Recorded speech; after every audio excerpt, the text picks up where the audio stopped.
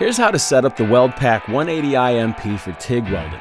Before we get started, make sure the machine is turned off.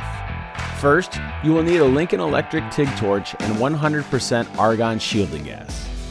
While not needed, the addition of a foot pedal allows you to vary welding amperage while welding and is recommended for precise control while TIG welding.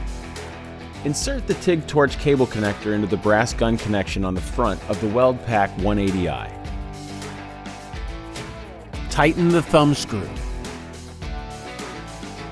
Connect the polarity lead to the negative output receptacle.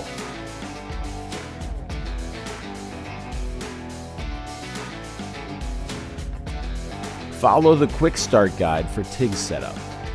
Connect the ground clamp lead to the positive output receptacle.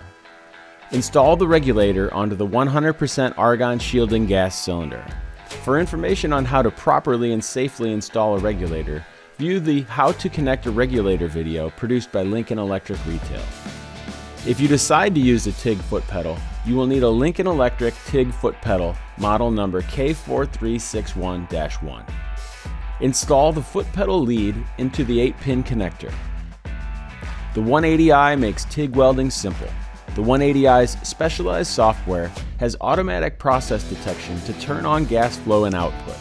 Plug in a TIG arc control foot pedal and it automatically kicks into DC TIG mode with precise control.